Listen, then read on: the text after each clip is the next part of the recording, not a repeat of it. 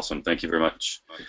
So, Heidi, you just got back from Leadership Academy in Washington, D.C. This is your fourth trip to Leadership Academy. How many people were in that conference this year?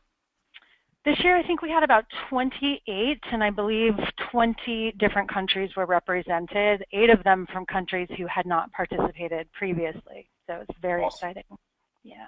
And I participated in that program in 2013. And in 2013, I don't know if it was the same as it was in 2013 this year, but it was a predominantly, this is an entrepreneur's organization leadership academy that happens once a year. Very, very, very good program. And I think that 2013 was your very first participation. Is that correct? It was, yeah, and it was the first time that we did what we're calling an immersive program. So before that, it was a lot of the leadership content, but in 2013, it was the first year that we did more experiential learning, and every year we've kind of been stepping that up so that people are actually practicing what we're teaching about over the time frame that we're there. So when we first met in 2013, we started off. We toured the Holocaust Museum, and we spent time with Holocaust survivors, and then we went to this little bitty room. So there was 20, 25 people in this room, and there was a Holocaust survivor that was in there talking to us about the experiences and how to really engage with another human being at a deep level. And none of us had met any of the people in the room other than just kind of walking around this museum. And Heidi and I just happened to be standing next to each other when this facilitator lady says, okay, have a seat and pick a partner. So Heidi became my partner. And we call each other bridge buddies to this day because we had to sit and almost like knee to knee and stare into each other's eyes for 10 minutes. And I don't know if you've ever done this before, but you can imagine doing this with anybody. But imagine doing it with somebody who just met for like 3 minutes ago, and then you had to talk about kind of your deepest, darkest moments in your life and share a lot of information. But it seriously broke down some walls between us really, really quickly. We've been great friends ever since. We text each other every now and then, and we always kind of end with bridge buddy. So we kind of built that bridge with each other. So I've known Heidi for a few years now. I've seen Heidi speak at EO events. From small stages to very big stages. She is an author, a really, really smart, really, really engaging person. She's got 4 books and working on her 5th book right now. I'd encourage anyone to buy any of those on Amazon, so go there now and buy that. We're super, super lucky to have her today, and she just became the executive director for the American Institute of Stress. So I'm going to turn this session over to Heidi Hanna and let her walk us through how to tame stress. So Heidi, you're up. Thanks, Andy. Well, as you were telling our bridge story, I was thinking, I'm pretty sure it was like 90 seconds that we had to stare at each other, but it definitely felt like 10 minutes. And I remember thinking, just to give you all a little bit of backstory, I had been invited to speak for Entrepreneurs Organization. I knew nothing about them.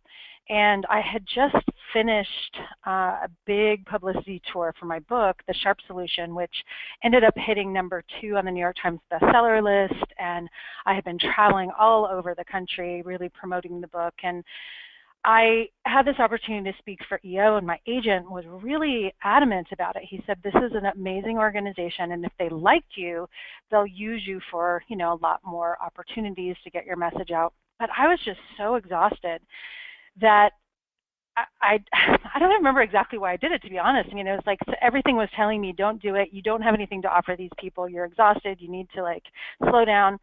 And for whatever reason, I felt that I needed to push myself through this and go. So I live in San Diego. The event was in Los Angeles. And I remember driving up there and literally crying in the car, feeling like, how am I going to take my energy up to the level that is required to do this discussion on energy management. I felt like such an imposter that I'm the energy coach and I'm tired and I was emotional and just feeling like I needed something to recharge my battery.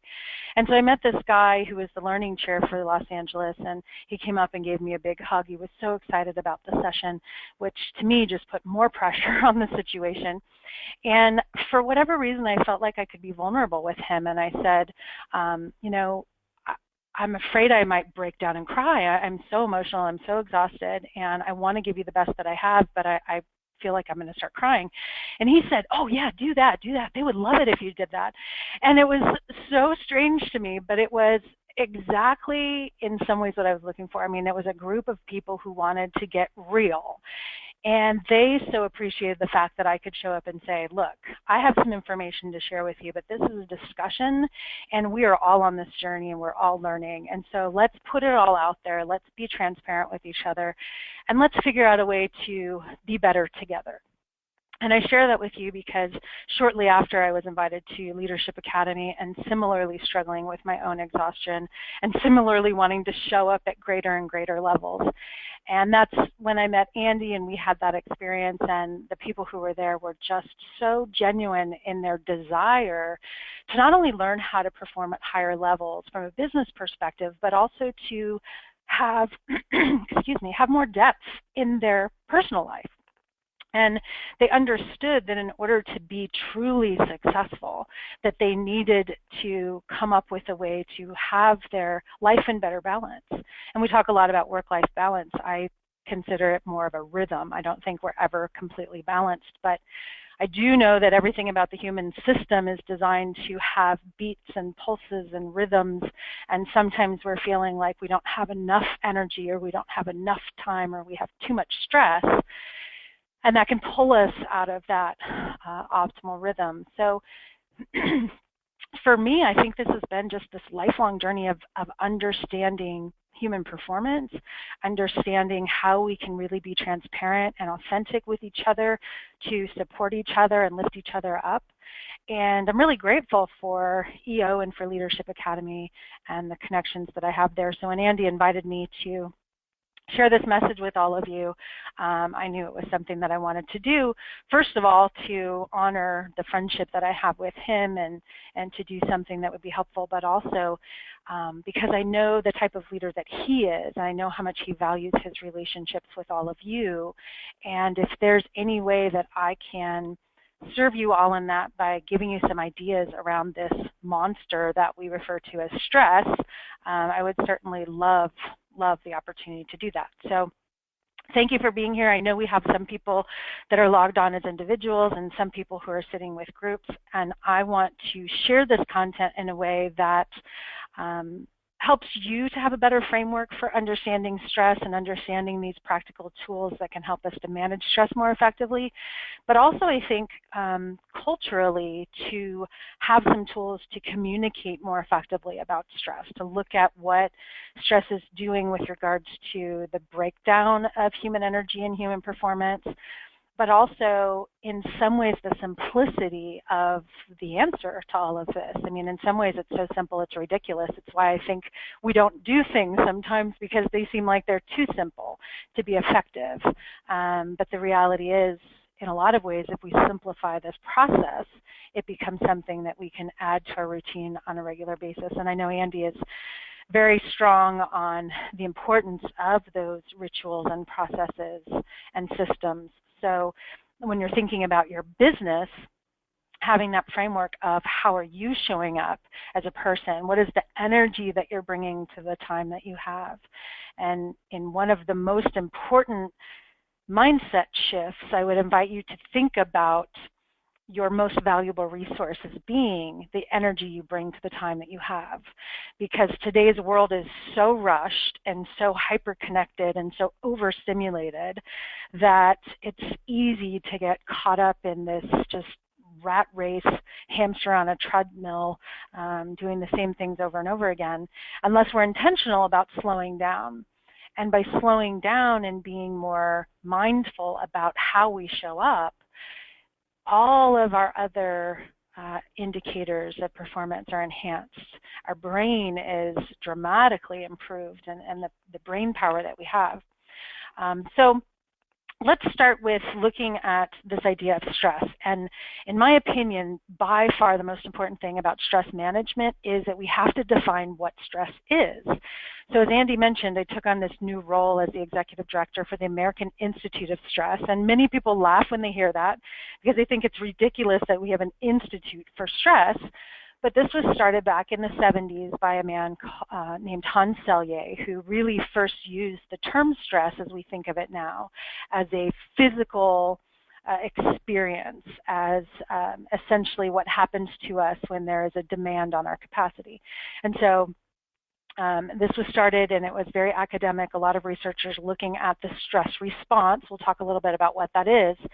But most people have some familiarity with the stress response. Initially, when it was started, though, he didn't just use one term, stress. He also noticed that there needed to be a differentiation between good and bad stress, which he called distress for the negative, and eustress, EU, stress, for the positive. But as you'll hear in a minute, even that probably isn't enough to really give us a clear understanding of what stress is. So the first thing I want you to think about is, what does stress mean to you? We use the word a lot. We use the word too much, actually, and it's kind of become a bucket for everything that's like wrong. I'm feeling stressed. And when we put everything into a stress bucket, we actually lose control of the circumstances. And so in a sense, it's kind of ironic, because the biggest indicator of whether or not we will grow or break down from stress is our perception of control. So when we say, I feel stressed, and we don't actually know what that is, and we have no idea how to manage it, but we just push it over as if it's its own entity, we now have lost control over it, and it has a horrible negative consequence. I'll share with you in a minute what happens, as opposed to something that is more clearly defined. So I think about some life situations. Getting married, I personally haven't done it yet, but I've heard that it can be quite stressful, not only the actual marriage, but being married. Being married is a new situation for people, and it can push you out of your comfort zone. But there's a lot of wonderful things about it. The wedding itself, I hear from people all the time, they don't even remember it because their experience was so chaotic, or maybe their expectations were so high. So if you look at that, is the marriage stressful as a negative, or is it stressful as in challenging or new or exciting or full of adventure? There's all of these different ways that we can use language to identify it more clearly for what it is. Another thing that's often stressful for people is going on family vacation. So we look forward to it, we plan it, we've got the family together, and it can be quite stressful. Travel is stressful. Again, I think expectations can make it very stressful.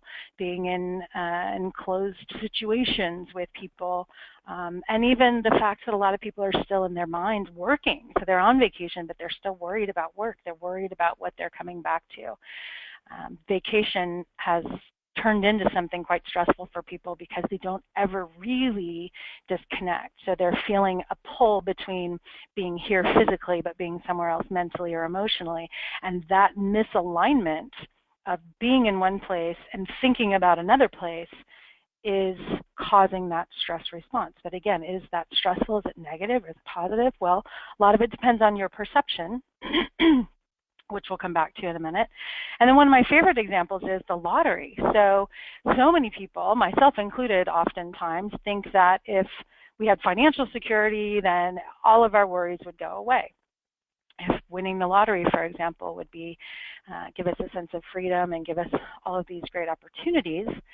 And of course, we know some of that to be true, but studies actually show that people who do win the lottery are actually less happy after than they were before. And so if you think about that, think about what happens in a situation like that. You have a whole new world in front of you.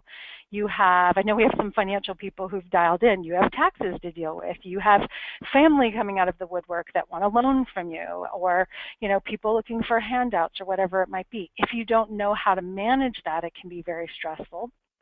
But perhaps the biggest piece about it is that you have an expectation that you're going to be happy once you get there. And for the majority of time, when we have some sort of external accomplishment like that we achieve, we realize we're the same person. And so there can be a lot of disruption or stress that happens when this thing that we thought was going to make us happy actually doesn't. I've had the opportunity to work with some professional athletes, and we talk about this with them all of the time because they believe that once they achieve a certain level of fame or success, then they'll be happy. And the reality is when they get there and they're still the same person and they still have the same framework of the world, if they're not being intentional about what really deeply matters to them, they can find themselves actually going through a lot of suffering. And it's hard for us to look at people like that and say, well, I don't feel sorry for you because look at all that you have. But sometimes it's the things that we have that we think are going to alleviate stress that when they don't, we realize where we're at. So when we think about the stress response, for the most part, we think about this fight or flight response. And I want to show you an example of this in action. And this comes from a group that I used to work with called the Human Performance Institute in Orlando. And we worked with a lot of professional athletes and then over time created a program called the Corporate Athlete where we worked with businesses and taught them the principles of energy management like nutrition and fitness and mindset and a lot of the things we're talking about today. And so we would start off the program by giving these athletes a challenge, and the challenge was very simple. The challenge was to run 2 miles in under 18 minutes, and there was a white fence at the end of the pathway. So all they had to do was run until they saw the white fence, touch it, turn around and come back and do that in under 18 minutes. So the concept was very simple, but the circumstances were a bit challenging. We were in Orlando, Florida on a golf course, and there was a lot of water around, and we happened to have a lot of water moccasins on our property. And so when people were visiting, it was important that we told them these water moccasins are deadly. So, obviously make sure you don't get too close because if they bite you, we've got a problem. So as you're running, if you see water moccasins, just, stay clear of them. And the second thing that we want you to be aware of is we also have a lot of alligator. And alligator are not aggressive, but they're very strong and very quick. So if you see an alligator sunning themselves on the path, it's very normal. Just don't get too close and you should be fine. And then the third thing, which really is the most important, is we have a family of wild boar. And wild boar are wild pigs. They have razor sharp tusks and they will attack you unprovoked. So if you happen to see a wild boar, take appropriate action. So I want you to picture these 4 professional football players out in the back of our facility getting ready to run this route. Their mission is to touch the white fence and come back. And so we send them on their way. Well, what we didn't tell them was we have a staff person hiding in the bushes who is crouched down nice and low, and his job is when he sees the football players coming, he's going to shake the bushes and make the sound of a wild boar so we can see how these guys responded. And we had a second staff person behind him with a camera to capture the whole thing. So fortunately, I have this clip, and I want to show it to you so you can see exactly how they responded, and then we'll talk a little bit more about what happened.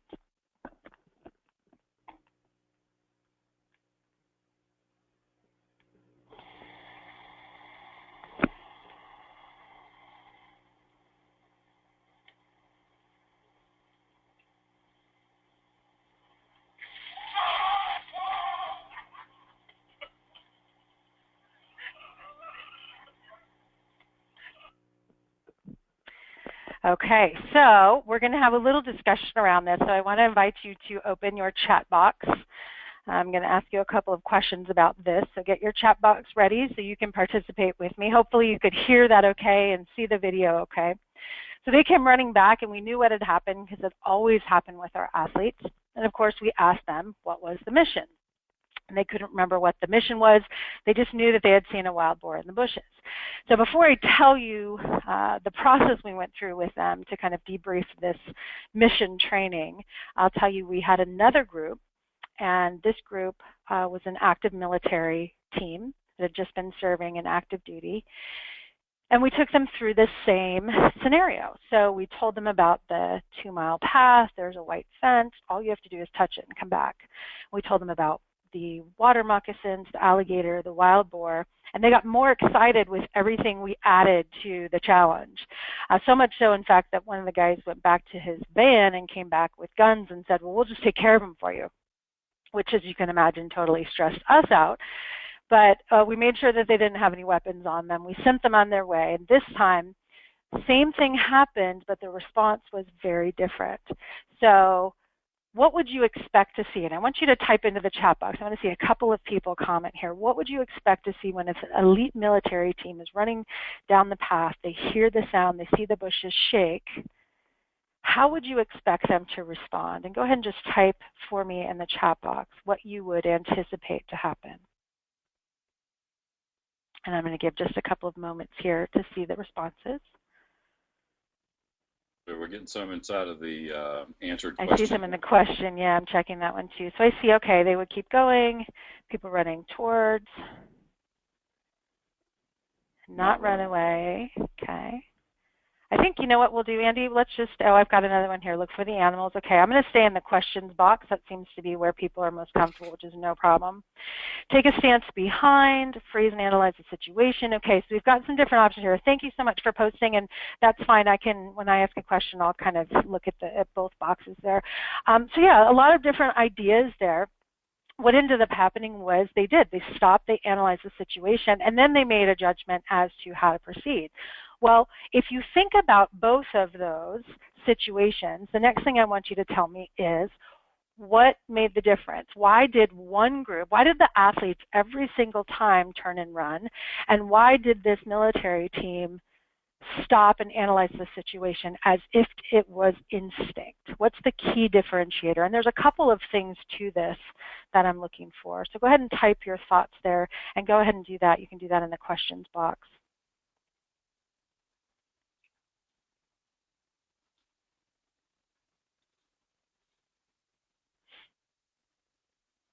I'm getting a few in.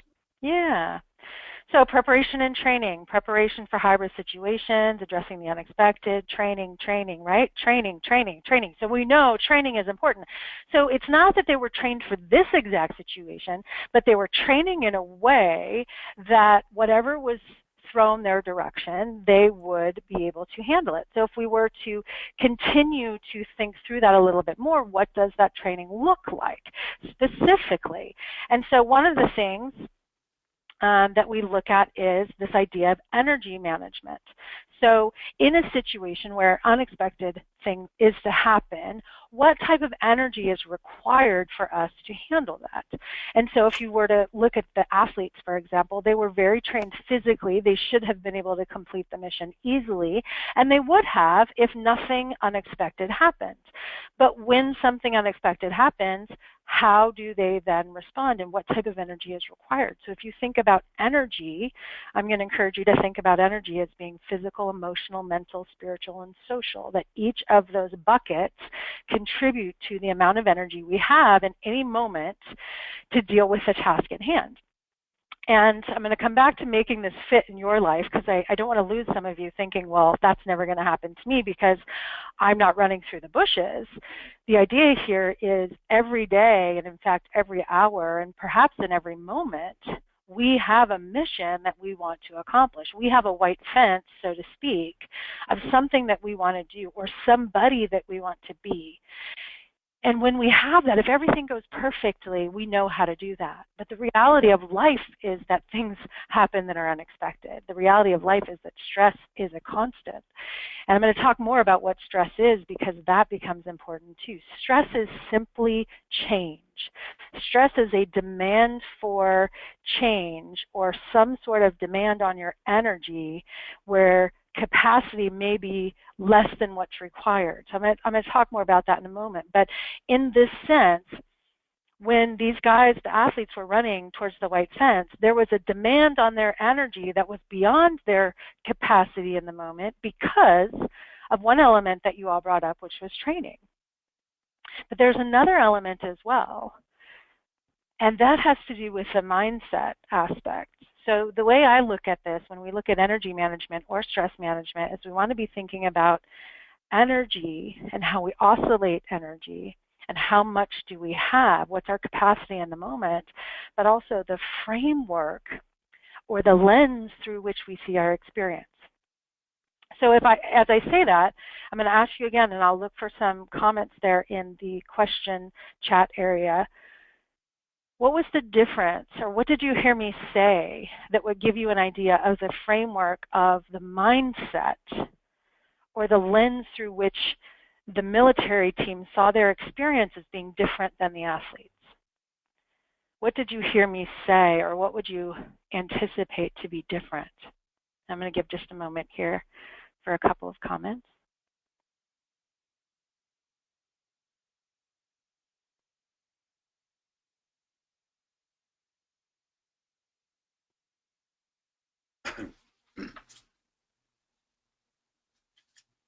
There's a couple coming in. Okay, Jamie, great. Team approach. So absolutely. What makes a team approach very different about our mindset is that we believe we have resources when we have social support. It's why social happens to be such an important element of energy management. Studies have even shown that if someone is looking at a hill in front of them, a hill that they need to climb, that they will perceive the angle of the hill to be less steep when they are with somebody else than when they're alone. So it literally changes the perception of our experience when we have other people with us. So with the military team, in their training, they're trained to attack every situation as a challenge together, whereas you may have noticed with the athletes that they turned and ran, and it was that they just didn't want to be the last one, and it was very much every man for himself.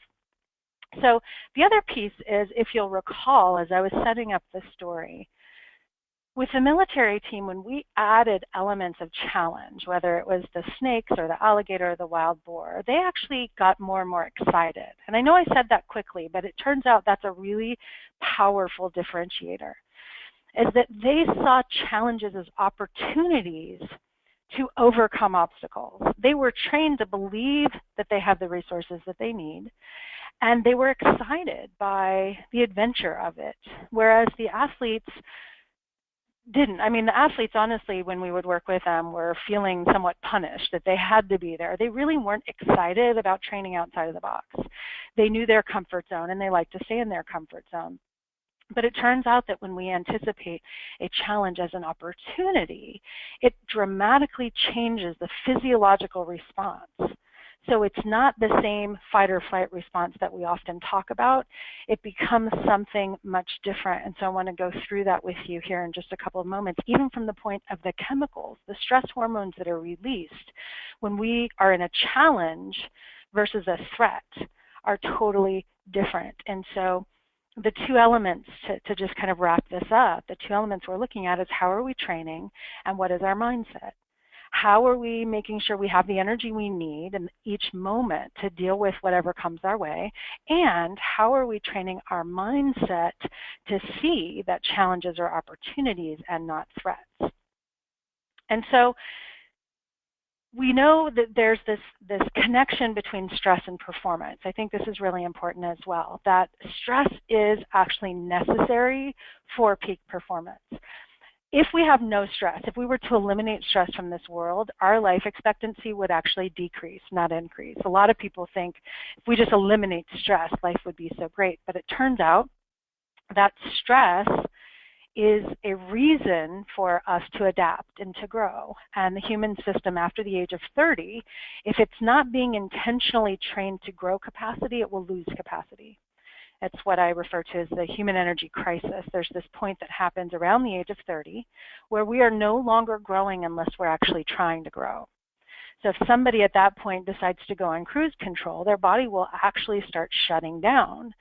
At the same time, studies have clearly shown that if you actually challenge yourself regularly, you will grow and you can continue to grow. And there's no point in your life that you stop. Well into your 80s and 90s, you can generate new brain cells, you can generate new muscle protein. Obviously, there's elements of the wear and tear of our bodies that are going to happen, and we will age at some point. But our aging process has been rapidly sped up because we either overtrain or undertrain. And if you think about that from a stress response, what I'm saying is we're either way too stressed or we have no stress.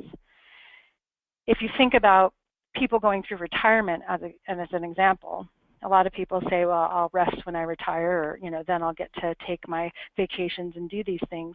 We actually see the highest spike in mortality rates, meaning the majority of people die. Once we get past childbirth, which happens to be one of the spikes of death rates, is immediately after being born, the second highest spike is 6 months after retirement.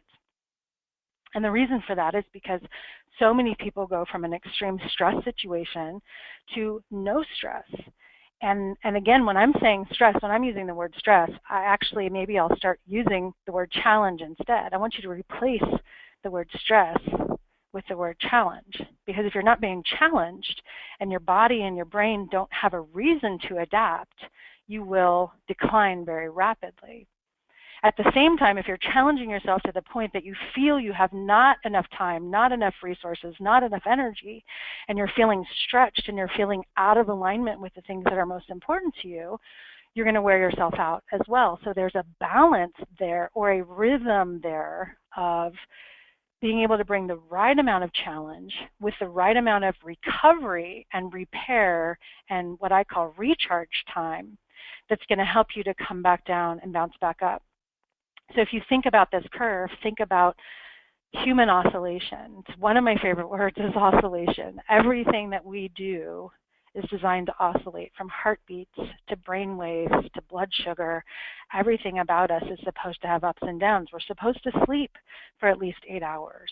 We're supposed to have awake cycles, but even within those wake cycles, we're supposed to oscillate at least every 90 minutes to a period of recovery where we go back down.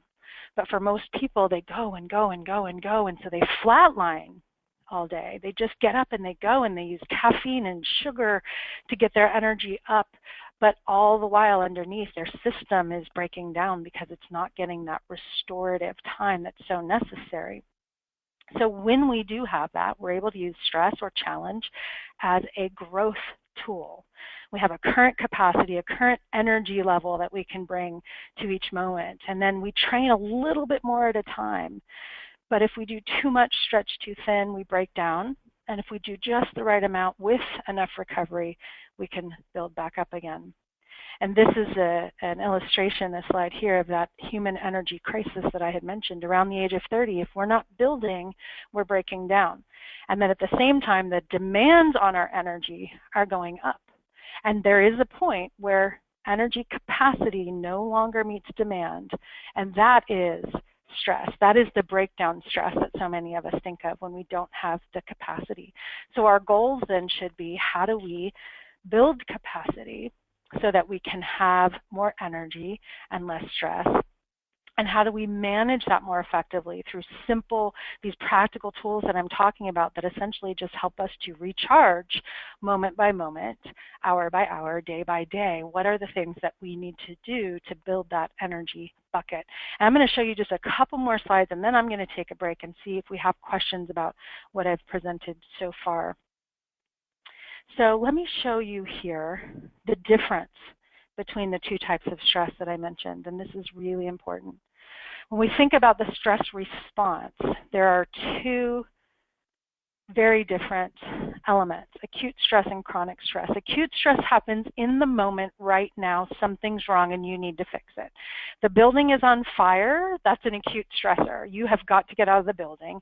And your body actually releases primarily adrenaline. Adrenaline is one of the stress hormones. It's a very short lifespan in your body.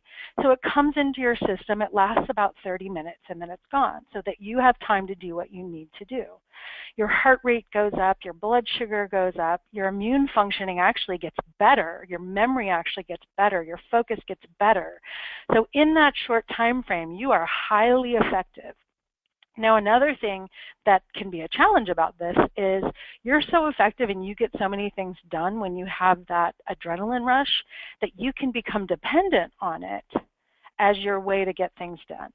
And so now, instead of oscillating and coming back down and getting time to recover, you start utilizing that stress as a fuel to get things done. You now become dependent on it. And what happens is, instead of it being an acute stress for a short period of time, it becomes a chronic stress for a long period of time. So you're tapping into that regularly. Or another example is the building's not on fire, but you wake up first thing in the morning to an alarm clock. You're exhausted, but you have to get up. You start thinking about the fact that you don't have enough time to get it all done. And the reality is none of us do. The world we live in right now has made it so that we could constantly be working and constantly be getting things done. And we'll never get to all of it.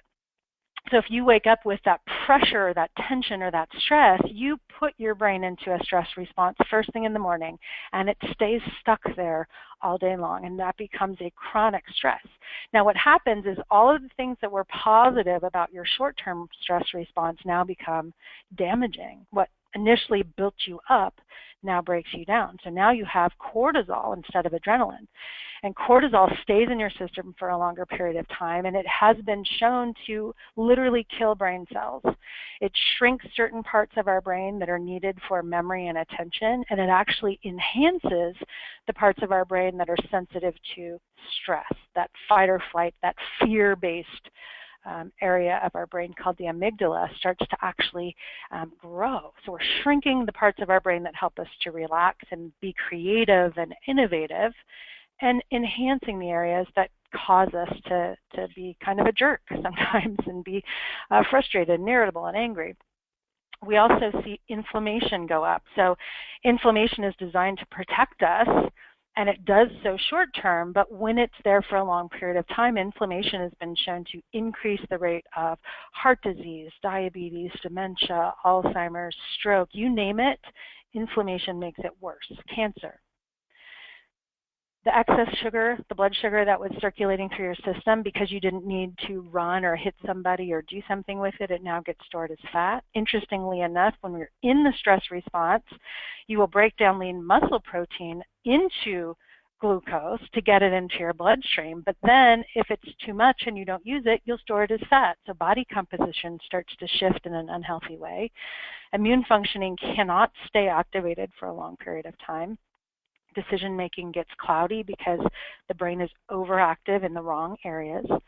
And over time, you don't even really notice the stress anymore. It's like just part of your normal functioning, even though under the surface, your body is really struggling through all of this. Now, I want to make this super clear because not only is this acute stress versus chronic stress, but the same exact thing happens when our perception changes from a challenge to a threat. So if you see the stress in your life as a challenge and you believe that you have what you need to deal with it, if you wake up in the morning and you know you have a lot of things to get done, but you also know that you have the capacity, you know you have the support, you know that you're taking care of yourself, you're getting sleep, you're eating every 3 to 4 hours, you're moving every 90 minutes, you're oscillating throughout the day. So your capacity is the best you can. You know you're going to give it the best you've got. And you're not going to worry about it because you know worrying doesn't help anything. So you see it as an opportunity, an adventure, a challenge.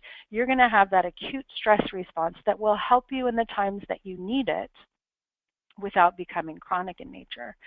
But if you're not taking care of yourself, if you're not getting enough sleep, if you're not getting the right nutrients, if you're not taking breaks, if you're not connecting with people at a deeper level where you feel social support, and you believe that you don't have what you need to get it done, that turns into this chronic or threat situation, and the stress response is dramatically different. So there's a lot of pieces to this. Everybody kind of needs to look at their own situation and say, for me, how am I defining the stress in my life? How am I training my resources to make sure I have the capacity? How am I recovering from the challenges to make sure that I can go back into the next challenge feeling recharged? And it's not a even exchange. It's not like you say, okay, I'm going to do an hour of stress work and an hour of recovery work, but finding a rhythm and balance that works for you. Most people can do about 45 to 50 minutes of work for about 10 to 15 minutes of recovery. But I don't know anyone that actually does that. Instead, they push and push and push and push and push, saying they'll relax in the evening, and then most people can't sleep because they're so overactivated by the cortisol production. And I'm going to just say right now that if you have questions about sleep or nutrition or fitness or how to do that effectively, you can put those into the questions box, and I can go into more depth in any of those areas that we have time to cover. So let me show you one more thing before we talk about the actual tools, and that is I just want to make you aware that we do have some hardwired differences in the way that men and women respond to stress. And so whether this is just information you want for yourself or for you in a relationship or for you as a leader within your organization, the first thing is to say that these are considered more masculine, feminine. They're not necessarily men and women, because everybody is on a different spectrum with regards to the type of energy they have. You have some women that actually have a more masculine stress response, and the other way around. Some men will have a more feminine stress response. But they're different, and it's important to know. The stress response we hear the most about is fight or flight. And it is true that from an evolutionary perspective, when there was a stress to the tribe, the men would typically go out and fight or run. And it kind of makes me laugh a little bit, because in relationships you can see this manifest sometimes with conflict, that men will tend to want to fix it, which we would consider kind of more of a fight. You know, here's the problem, let's fix it, or avoid it. You know what, I don't want to deal with this right now, and will tend to kind of run. The feminine stress response is actually called tend or befriend. And that tend or befriend means that the feminine response to stress is to take care of everybody else and try to align with people to build the tribe, to build relationships. And what's interesting about that, by the way, neither one is good or bad. They're effective when they work together to problem solve, because on one hand, I kind of joked about the masculine response to fix a problem or run away. But at the same time, if you get a bunch of people in a more feminine response, you could talk about solutions forever and never get anything done, because the feminine response is to make sure everybody's getting along, and we don't want to, sometimes not taking action. And so it's important to understand when we are experiencing conflict that our responses are different, that they work together if we can accept and appreciate what's positive about both. But along those same lines, because each of us deal with stress differently, each of us needs our own stress mastery program. Each of us needs to understand, how do I best recover from stress? Maybe for one person it is going to the gym and doing something active, but for somebody else it's more internal and introspective, like meditation or listening to music or getting a massage or having a conversation. So it's important to think about that when we want to encourage other people. And if you're with a group right now, this would be a great conversation starter to say for each person to really reflect on, how do you experience stress and how do you experience recovery? And how can we as a group encourage everyone in these different ways to be doing things that are active or to be doing things that are more restorative, but to take the time to actually think about what that looks like. Because ultimately, stress is a relationship. It's a relationship that you have with your circumstances. It's not a thing that happens to you, but it's your experience of demand versus capacity. And if capacity is enough, then demand is not going to cause a negative stress response. It will actually help you to grow. But if if capacity feels like it's not enough, then that's where the demands on your time and energy feel like they're too much. Now, one other tool I will offer to you, and I'll get this link to Andy so he can get it out to everybody, is I've created it, and it's in its beta format, but a Stress 360 assessment. And so essentially what it does is it asks a series of questions about physical, emotional, mental, spiritual, and social capacity to be able to look at how you are currently responding to the stress based on that demand versus capacity formula. And so by just even taking the assessment, you can start to look at all of the factors that contribute to your stress experience, and then you can identify which of those areas need the most focus, because to try to take it all on at one time is going to feel stressful. But if you can identify that for you, sleep is really the key factor, then you can invest more in that. If you can see that maybe it's more of a mindset or a alignment challenge, then you can focus your energy on that piece. So I've been doing a lot of talking, and I don't like talking at people so much. I like to interact. I do have a few more things to go over as far as the tools go, but I'd love to see if anyone has any questions or comments at this point. So I want to just take a couple of moments. I don't see any questions in the question box, but I'll invite you to put in some questions there. And then in the meantime, Andy, if you have any thoughts or questions that you want to offer up, we'll just take a little bit of a pause here before we get to the practical tools. Perfect, yeah. And we're about halfway through our time, and a couple of quick points. I really like the comment about stress is a must for peak performance and something that we have to have in our lives in order to improve. I also like the difference between the male and the female brain. I've been struggling with figuring that out all my life. That's a joke. And then, you know, it looks like this demand versus capacity thing. I know we're going to get into it, but you know, what are the things that we can do as human beings to build our capacity, better deal with demand that increases over the course of time? If anybody has, as Heidi said, any specific questions about this, you know, sleep and nutrition and exercise, and you know, what are all those things? I remember at MIT, I was at a program there with you once, and you talked about, you know, every 50 minutes take a 10-minute break, or every 90 minutes get up and do something for 15. So getting into some of those things might be really good for this group. Yeah, great. So I will keep pushing along, and again, I'll just say, you know, post your questions, let me talk about some of the tools, and we'll save some time at the end. I only have a few other elements that I wanted to kind of touch on here. So the one of those pieces is understanding the brain and the body and how they work together. And so when I think about energy management, I really think about the brain and the heart and how we get those into alignment. So I'm going to show you another video here. It's a little bit longer. Hopefully you'll be able to hear okay, but I want you to just experience this, and then I'm going to take a moment to get your feedback on what the experience was like.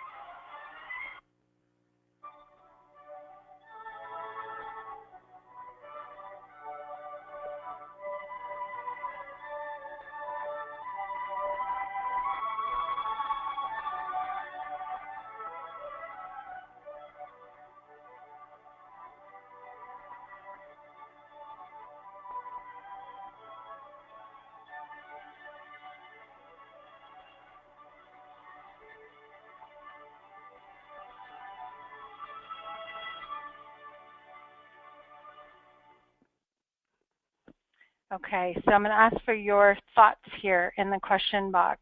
What did you notice about the video as you were watching it? And I'll give just a minute here to see what responses we have, and then I'll share my thoughts with you. It was a little bit difficult to hear, Heidi, but it did come through okay. Okay, good. We've got some comments here. So Kirby says the music changed halfway through. True. Music made the difference. Jamie. Okay. So I know it was probably a little tough to hear. I put my microphone up. Visual and auditory overload prior to the more serene music intro.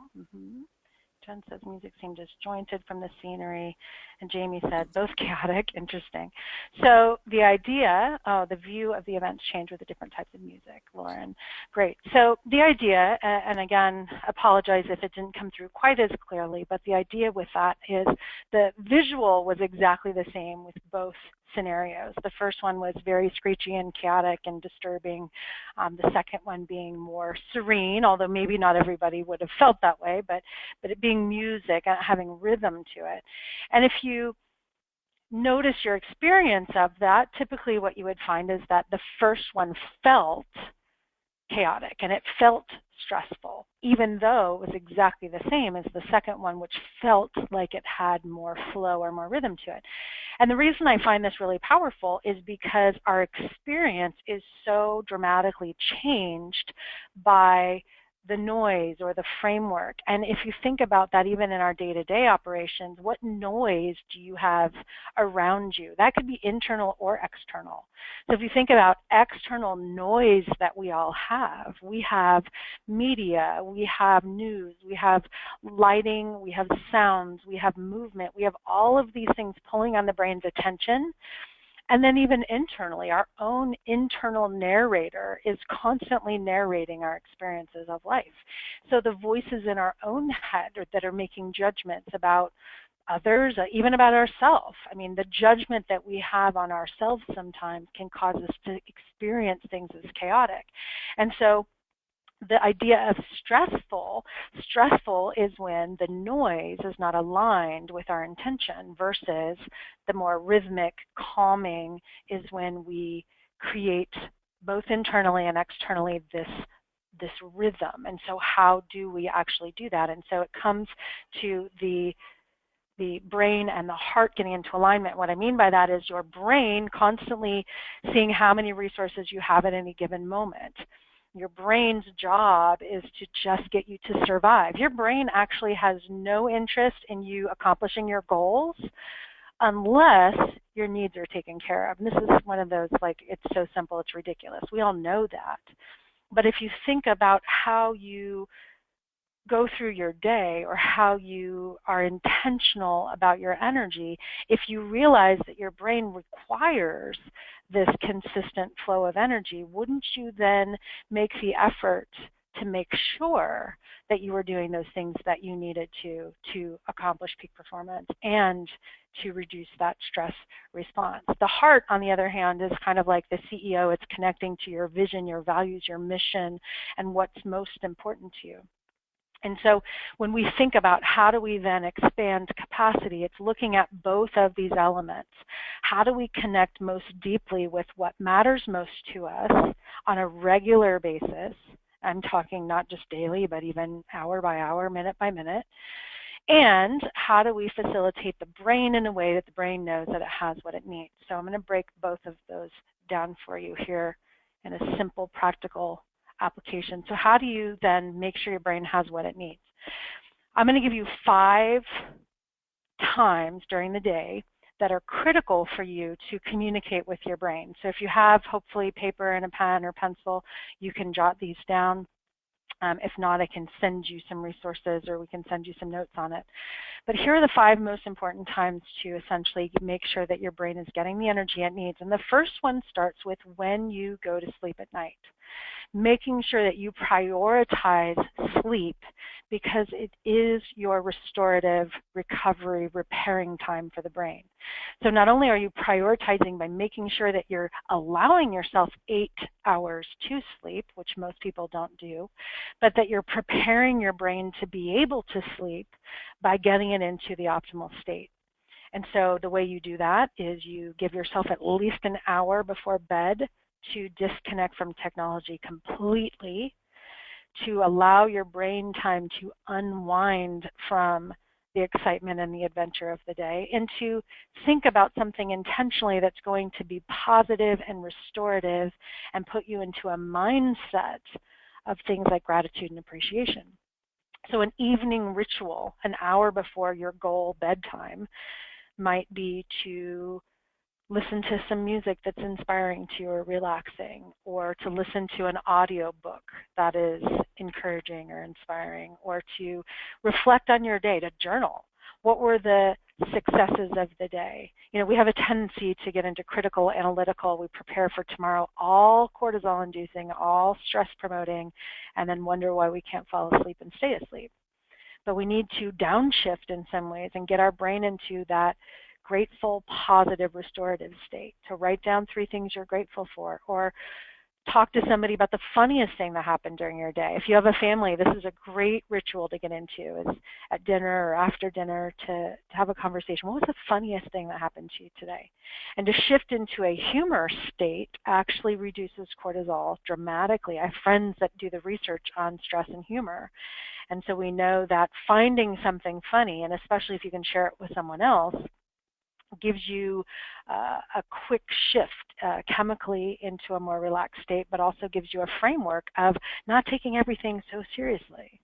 And so now as you start to go to bed, you're in a better state to fall asleep and stay asleep. And know that that's going to take time to train, by the way. You're not just automatically going to start sleeping better because you do this one ritual. It's a practice just like anything else. Just like training your muscles in the gym, you're training your brain to be able to shift quickly from logical, analytical task mode into restorative, reflective, relaxation mode. And just like fitness in the gym, we know it's not about, how high can you get your heart rate or how low can you get your heart rate, but how quickly can you shift from high to low. That is the recovery process, and that's the recovery muscle in some ways that we want to train. So evening, quick recommendation, set an alarm for when you want to go to bed. Set an alarm for an hour before when you want to actually be going to bed. And do that consistently for a few weeks to train your brain to get used to that cycle. Also, what you do during the day is going to have a big factor on how you sleep. So I'm going to get to those elements here in a moment. So step one, bedtime prep time. How are you preparing your brain to go to bed, giving yourself the time and space to wind down?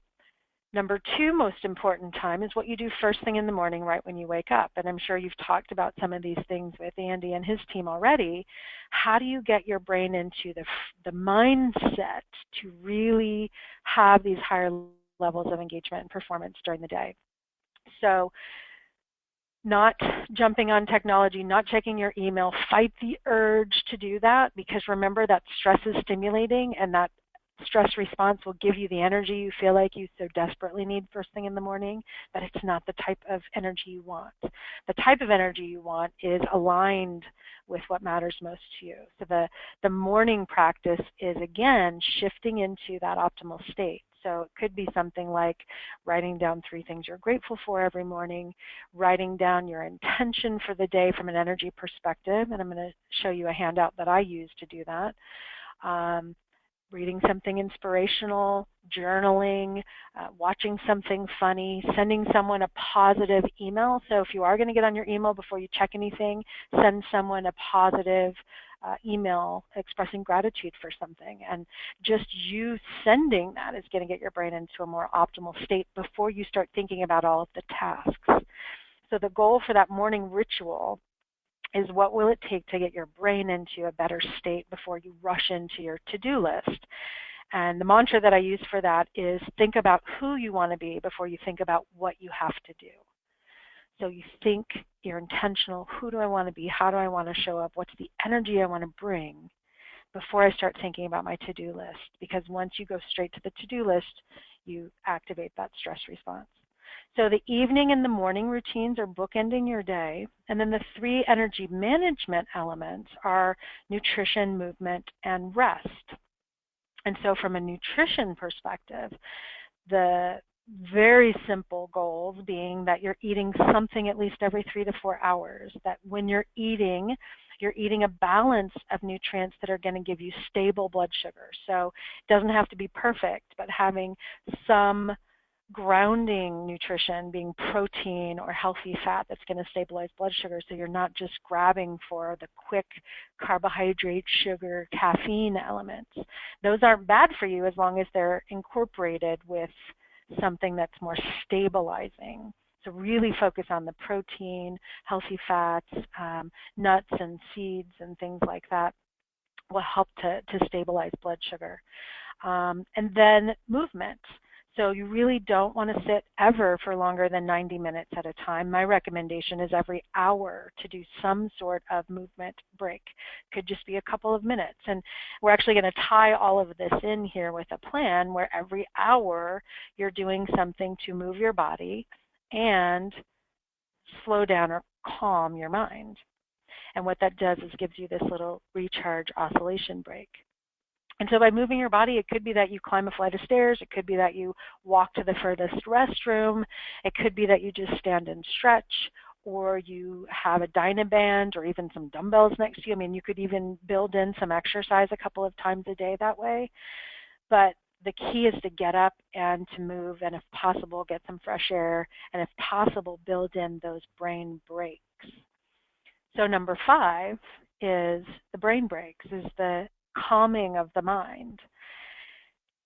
And you can do this in the same types of ways we talked about for morning and evening. You can think about something you're grateful for. You can do a mindfulness meditation exercise. You can watch something funny, watch a funny video. You can send a thank you card to somebody. You can have a conversation with somebody about something other than work. The whole goal here is just to shift from your thinking mind into your feeling mind. So to experience, where are you right now? What is it that you want? How do you want to show up? And you can start to incorporate some of those what I call mindfulness minutes, where you just take a minute to just sit and think and restore your energy. And it's so important. So those 5 things, again, what you do before bed, super critical to allow your brain to be in the best state to rest. What you do first thing in the morning sets up your day by aligning how you want to show up with your intention and having a positive experience before you start to get into your to-do list. Then eating something every 3 to 4 hours, moving your body every hour if possible, and then having these mindfulness reset moments where you experience gratitude and appreciation. And so I want to just take you through what that would actually be like. And I want to do an experiential couple of moments here before we open up for questions. And depending on the situation that you're in right now, if you want to close your eyes, that would be optimal. If you're not feeling comfortable closing your eyes, just find something that you can focus on straight out in front of you that's not stimulating or distracting. So I'm going to go ahead and close my eyes. So in this mindfulness moment, I just want to walk you through the simple steps of getting into that recharge state. And so what we do is we breathe, and then we feel, and then we focus. I think about it as your BFF, which is also your best friend for life if you're a high schooler, especially a young female high schooler, we're BFFs. So here we go, we're closing our eyes. And of course you're breathing, but I want you to bring your attention to your breath and just notice how it feels to breathe.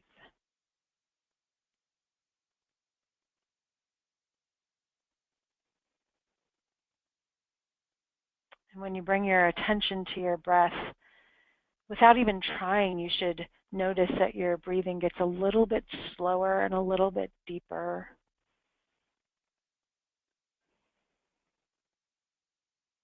And the goal isn't to do any dramatic deep breathing, but just to get into your natural rhythm by slowing down, closing your eyes, and bringing your attention to your breath. And naturally your mind is going to want to wander because that's what it does most of the time. So each time you notice your mind going somewhere else, just gently bring it back to your breath again. And you can anchor that by just noticing your chest expanding and contracting, or noticing how the breath feels as it flows in and out through your nose or your mouth.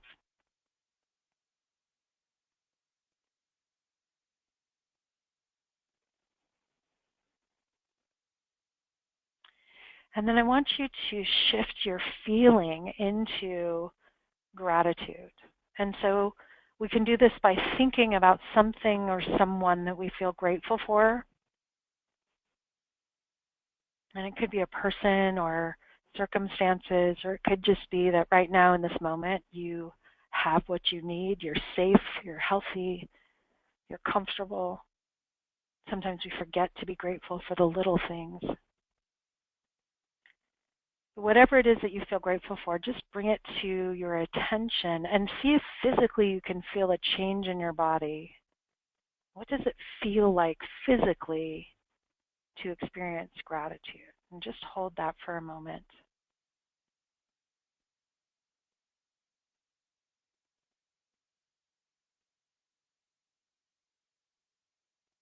And Finally, I want you to think about a word or a phrase that describes you when you're at your best.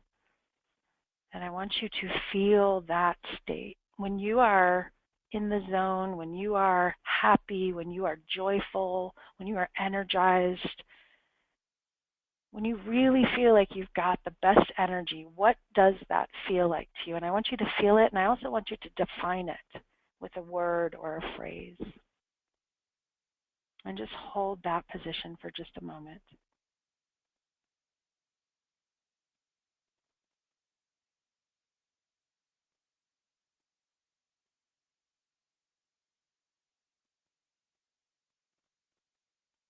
And when you're ready, you can go ahead and open your eyes again if they're closed.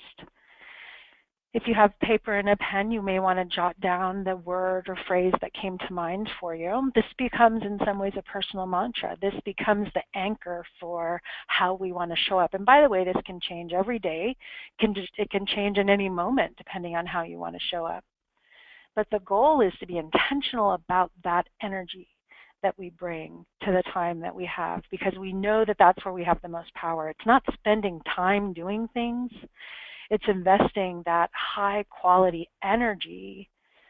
And by doing that and staying aligned with it, we decrease the stress response. In fact, just feeling gratitude changes 1,200 chemical expressions in your body. So as your heart rate slows down, inflammation goes down, positive endorphins go up. We actually have a better brain state then to think more clearly, to be more creative, to be more innovative, all these sorts of things. But we have to know that if we keep pushing ourselves, that starts to decrease. So we have to reboot in a sense. We go back to that recharge moment or mindfulness minute where we close our eyes and we breathe and we feel gratitude, and then we focus on how we want to show up again. And then we go back into the next time commitment that we have. So the longer the time commitment, the longer we need to recharge before and after. And so a simple rule of thumb, if we were to have a day that was so structured we could do it exactly the way we want, it would probably be something like 50 minutes of work with 10 minutes of recharge. And the 10 minutes wouldn't necessarily have to be all mindfulness practice, but it could be that you're getting a snack or taking a walk or connecting with a friend, but you're having 10 minutes of intentional recharge time that's just filling your tank back up. But let's say you have a 90-minute session or a 2-hour session, then you're probably going to need 15 to 20 minutes to prepare and to recharge. But the goal with all of this is we have to be intentional and structure our rhythm or structure our routines to allow for that. We should not be scheduling hour after hour after hour meetings. There's no chance to recharge physically, let alone just get our brain from where we were to where we're going. And so if we want to do that, we have to create the boundaries for ourselves to do that. Have 50-minute meetings or 45-minute meetings. My recommendation is to try to do 25-minute meetings, because it's amazing how much more we actually get done when we bring better energy to the time that we have. So the practice that I use for setting this up each morning is what I call my life GPS. And so it's that bringing light to where I want to go during the day, and also be able to make course corrections throughout the day. So what is your goal? And for this, what I'm talking about is not your practical work business goals, but what is the goal for you, for the energy that you want to have for the tasks that you have, to first identify for you personally how you're going to show up. So for goal, the question there is, how do you want to show up? Maybe that word or phrase that you used is your goal. For me today, my goal is to be intentional. And I have a tendency to get distracted because I want to do so many things, and I'm reactive to the emails coming in or the phone calls coming in or the needs that pop up instead of being intentional. So I want to be intentional today. That is my goal. Then you think, what is the purpose? What's the deep purpose for that? The purpose for me for being more intentional is that I want to be extraordinary. I want to really serve in bigger and better ways. And in order to do that, I've got to minimize my stress. And when I'm not intentional and I'm feeling pulled, that's very stressful. I'm out of alignment. So the deeper purpose is I want to be fully present in each moment and be extraordinary at less rather than ordinary at more. And obviously, these are things that each day you're going to reflect on them differently. This is not something you do once and then put it up on a billboard. What I'm saying is you do this every day. You write it anew every day. You write down, what is my goal? What is my purpose? And then what is the strategy? What do you have to put into place to make that happen? So the strategy for me today is very specific in how I'm organizing my thoughts and creating some new boundaries for myself. So that would be a strategy. Your strategy might be something like taking more breaks, but don't just say take more breaks. Say I'm going to take breaks at this time and this time and this time, and I'm going to do these things during those breaks. Or maybe I'm going to start using an app or a tool or something, but to really reflect on this from the standpoint of how you want to show up, the energy that you want to bring is going to build your capacity, reduce the negative effect of stress in your life, and help you to reframe that and start seeing things as a challenge instead of a threat. And then the last thing I'm going to just put up as we open up for questions is ways to keep in touch with me, ways to get more information. So my email address is here, and that does come straight to me. So if you have any questions or comments, I'm more than happy to provide you with additional resources. My website is being transformed soon, but there is some information and resources there that you can get. And really my focus right now is this stress mastery program that I'm going to be releasing in January. So it will be a 8-week curriculum for individuals as well as organizations. If it's something you want to know more about, I can certainly send you a note when that's available. And we're also going to have our first stress summit, which I'm super excited about, which will be the last week in April. We're going to have 30 different stress experts and researchers talking about redefining stress as we know it now and how important it is for us to be really clear on what we're dealing with, because we can't master what we can't measure. So if any of those things sound of interest to you, certainly drop me a line and I'm happy to give you some more information. Or if you have specific questions for your own personal kind of stress mastery program, if I can give you some feedback on any of that, I'm happy to do it. So Andy, why don't I turn it back to you? We'll see if we have any more questions or if we want to open up the line. Yeah, I want to let's get some questions rolling in. It's a lot of information. I remember, I'm going to ask you a quick question. I remember at, it may have been at the EMP program or somewhere that I saw you speak, you talked a lot about nutrition and you drew this little nutrition map up, and you said most people eat like a sumo wrestler, and they eat small meals throughout the day, then they gorge themselves in the evening and go straight to bed. So right. Can you give us, and you're like, that's a wrestler's exact diet. So can you give us a little bit of context when you talk about, eating 3 to 4 meals a day or 4 times a day, and you say protein and healthy fats. Can you give us some context about how much and when and what? Sure. So, nutrition is one of those things that's always a bit challenging because it's very personalized. But just from a nutritional science perspective, we know that there are certain things that are always happening. When we eat carbohydrates, they are our fast energy source. So they're going to give us a lot of energy within a short period of time. And the way I do this by design is I kind of draw for people, here's your day.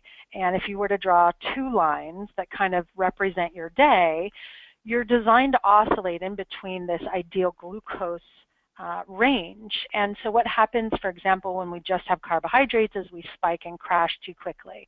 If we just have protein or things that break down very slowly, we may kind of linger along the lower side of this, but we may not feel as energized. We know that the brain does require glucose for optimal performance. So really just kind of a frame of reference is that each time we eat, if we eat, if we're just looking at meals, ideally it's about 4 handfuls of food, and about 1 handful would be a protein source, 1 handful is a complex carbohydrate, and 2 handfuls of fruits or vegetables to optimize the antioxidants, which are going to actually reduce the stress response in our body by nourishing our system. And so if you think about kind of designing a plate that way as being a meal is going to last about 3 to 4 hours. So you could have, let's say, 4 meals and spread those out over the course of the day and be fine. Most people don't like to eat that way. Most people don't have the time. So, then we look at, okay, what would be a balanced snack that could give you about 2 hours of energy? And so you could do, you could wake up in the morning and have a balanced snack, and then 2 hours later have a meal. You could do 2 snacks, but just kind of know that your meals are 3 to 4 hours, your snacks are about 2 hours. And snacks should be about 150 to 200 calories of something that also has a combination of nutrients. So it's not your breads, your bagels, your chips, the snacky foods. Could certainly be a nutrition bar if you have something that has enough protein. And the rule of thumb when I'm looking at a protein bar is that it should have about 5 to 6 grams of protein for every 100 calories. It's just an easy rule of thumb. If it has healthy fat in it too, that's going to help slow down the glucose response. And then trying to get foods that are as close to nature as possible, trying to not have things that are super processed. So even nutrition bars, they've gotten a lot better where you can get things that are pretty much still just whole foods put together in a packaged way, which is fine. What you want to stay away from is the stuff when you look at the label and you don't even know what the ingredients are. I would suggest you try to stay away from those. So having healthy snacks available is really important, and also how we eat is important, because if you're going into a meal feeling stressed, so if you're rushing through a meal, if you're eating in your car, if you're eating at your desk, remember that you are secreting cortisol, and that cortisol hormone is going to interfere with the digestive process, and it's going to also cause you to store more of the excess as fat because your brain is in this conservation mode. Excuse me. So a lot of, for example, research shows the Mediterranean diet is really the best way to eat from a health perspective. It has a lot of nuts and seeds and fish and fruits and vegetables.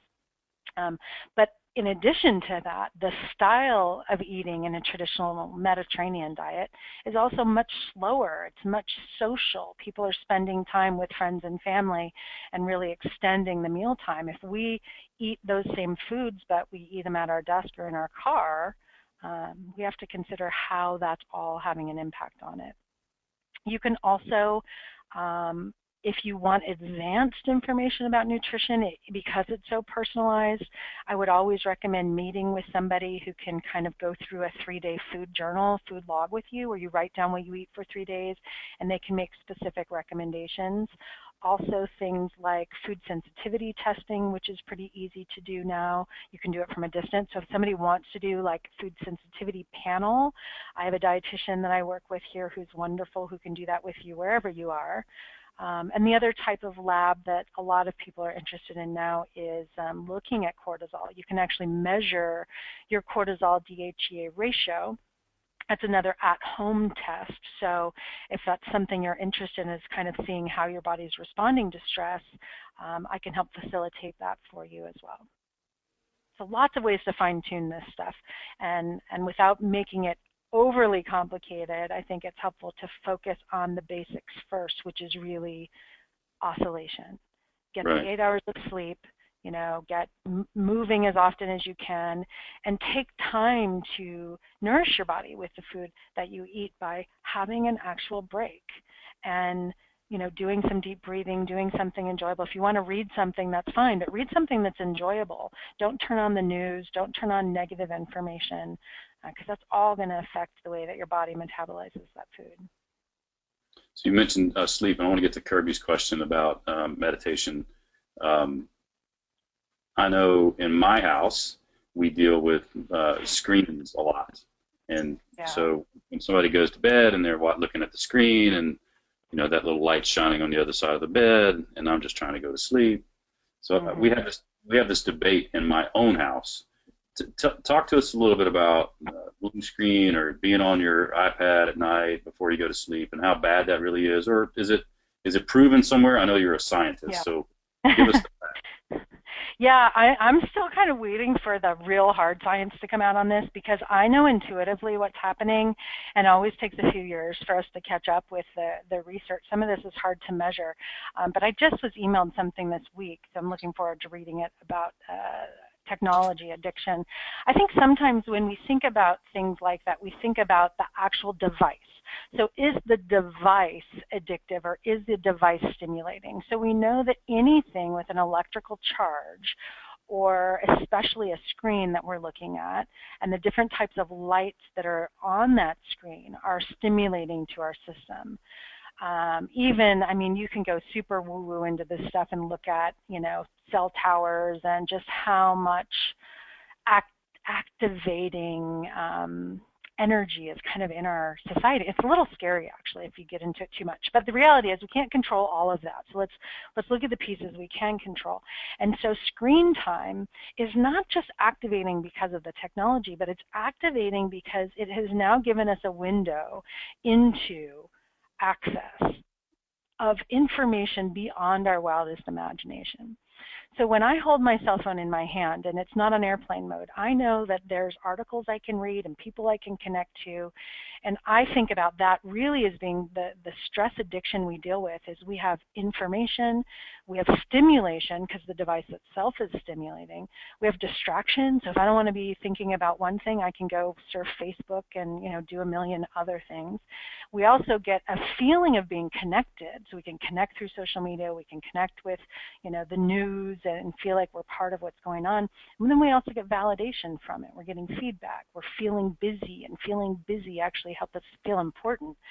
There's all of these things that are happening. So I think it's important to just be aware of that. And when we turn it off, even just turning the phone on to airplane mode or do not disturb, we're limiting that access to information. I mean, like, I like do not disturb, but I got to be honest, I really like airplane mode, because airplane mode is saying I'm not receiving right now because I'm going to focus 100% on what I'm doing. And when we go to sleep and the TV is on, that our brain is still realizing there's access to this information. We could still be learning more. And we so crave new novel information that even if our body's exhausted and we're trying to sleep, our brain is still on high alert to knowledge and information, but also any noise fluctuations, any lighting fluctuations, all of that is catching our attention. So most people feel that they need the TV or the iPad or whatever it is to distract them from their own thoughts because their mind is so busy. They don't want to be thinking about what they have to do tomorrow, so they kind of zone out to the TV, but they don't realize that the brain is still absorbing the information that the TV is providing, in addition to keeping it on alert. So we're not sleeping at the same depth. We're not getting the same quality of sleep when we are doing those things. So it is really important, and I believe that science is going to show more and more. I believe that our nonstop use of technology is actually worse for us than smoking cigarettes, and we know how long it took to actually prove some of that stuff and how many people don't want us to realize that, because guess what? As long as we're open to our devices, we're also receiving marketing, advertising, and a lot of messaging that we're not enough and we need to continue to strive for more, which just perpetuates the stress response. So we really have to take ownership of that and say, even though it's uncomfortable, I'm going to disconnect. I'm going to train my brain and my body to be more comfortable not having access to all of that, so that when I do have access, I can use it more effectively. It's personal responsibility of limiting how much of that we have. And the other way to think of it is it's like it's sugar. It's just as stimulating, if not more so, than sugar. And so when we have access to it at all times, it's like we have a IV drip of sugar going into our body at all times, and we would never do that. We certainly wouldn't do it to our kids, but yet kids, a lot of them have this unlimited access to technology, and they're becoming addicted, and they're also struggling more with depression and anxiety than ever before as a result of that. So really serious stuff I think we're going to see more science about in the next few years. In the meantime, just ask yourself, if it's uncomfortable to turn it off, there's a very good likelihood that you do have that addiction to the devices. All right, so two things. I'm going to have you call my wife after this webinar. Yes. And you know her. Yeah. And the second is, along that point, one of our coaches, Jason Rush, he shared this with our team the other day, and what he does with his kids is he gives them one charge per week on their phone or iPad. So you can have it charged, and then that's like currency in their house. So they know they're going to Yeah. get it on Sunday, and they can use it for all day on Sunday and wear it down, or they can use it 2 hours here and 2 hours there, and then he actually can barter with them for additional charge instead of giving them I love it. cash at the trash. So that's a really good idea. Let's go to Kirby's question real quick. Um, Mm-hmm. so Kirby Anderson asks, how frequently and long do you suggest meditating each day? Yeah, this is a great question. So there's different ideas around this, very similar to exercise. For a long time, we believed that, in order to really get in the ideal state for cardiovascular workout, you have to work out at least 20 minutes at a time. And then new studies came out saying, well, actually, these shorter sessions at higher intensity may be more effective because you get the benefit of it spread out throughout the day. So meditation works very similarly. You are training your mental muscle to be able to go to that kind of restorative, reflective place. And so a 15 to 20 minute kind of deep meditation practice in the morning or in the evening is a really good idea to train your capacity to let go, to go deeper, to hold that position for a longer period of time. And studies have shown that the shorter breaks of 3 to 5 minutes at a time can also be very effective. So they're not going to train your capacity to stay in that state for a long period of time, but they are going to train your capacity to get there quicker, hold it for a little while, and then come out of that. So if I were to create the perfect situation, I would probably say 20 minutes, 15 to 20 minutes in the morning of a deeper meditation practice to really prepare you for the day ahead, and 15 to 20 minutes in the evening to kind of unwind from the day and get into a more restorative state for sleep. And then probably 3 times a day, more if you can. If you could do it every hour, it'd be amazing. But at least 3 times a day to spend 3 to 5 minutes kind of going back to that place. You could think of it kind of like interval training, that you're going there, and by doing so regularly, you're resetting your system and reducing that cortisol level. And both are helpful. One is going to give you more of that sustainability, and the other one's going to give you that shorter kind of dive into it that's going to help reset yourself for the day. And one easy way to kind of build that in would be to do it before meals. And the benefit of doing it before meals is that you're also getting into a more restorative state before you consume the nutrients, which will allow you to actually utilize those nutrients more effectively. So I think creating a pattern like that would be helpful. And there's lots of apps and lots of processes for doing meditation practices. Headspace, Calm is another one, Happify is another one. So I think to find some sort of training tool initially to help you get started is a good idea. And then over time, just like any other muscle, you'll find yourself being pulled to do it and being able to do it kind of more naturally without the training technique. Yeah, I agree with that. I think most people freak out when we talk about 15 to 20 minutes in the morning, 15, 20 minutes in the evening, and 3 or 4 times a day. They're like, that's crazy. I could never do that. And you introduced me to Headspace a long time ago. I think it's an excellent app for that. And it starts out really slow. It's like 2 minutes. Yeah. And then over the course of time, just like running, you can build up to it. So that's really good insight. Let's see. Most people are having to run. Looks like we're coming right up on our stop time. Any last parting thoughts? I think the last thing I would just say is just about boundaries. It's really learning how do you structure this, just like anything else. We're really good at creating systems and processes for our business. I don't think we're as good right now at doing it for ourselves. And I think part of that is we don't prioritize our energy. We put ourselves last. We say, we're going to get these tasks done first and then we'll take care of ourselves. But the reality is we need to take care of ourselves first, put our oxygen mask on first so that we can show up more effectively. So if you're having a challenge sticking with some of those habits, to really check your own story around it. Do you really believe it's valuable? And what would you need to tell yourself in order to make it so that failure is not an option, so that you say, I'm not being lazy, I'm not being selfish by taking care of myself, I'm preparing myself to serve better from a full tank as opposed to, breaking myself down and dealing with the negative consequences of stress. And that stress really is a relationship. It's not what happens to you, it's how you experience the circumstances of your life. That's awesome. That's a great ending and a great spot to end on. So I appreciate you being here with us today. I know the group appreciates it as well. Anything that we can do in the future, guys, if you guys are still with us, I know a lot of people had to bounce off because it was the end of the hour or 90 minutes. Please feel free to reach out to us. Feel free to reach out to Heidi as well. She's my bridge buddy and really good friend, and really, really, really helpful in this area. So anytime you feel stuck, she's always accessible, and we can connect as well. So Heidi, thank you for being here with us today. I'll follow up with you on getting with you on some planning stuff. Okay, great. Thank you so much for having me here, and good luck, everybody, with managing your energy. Thank you. Talk to you later. Right, bye-bye. Bye-bye.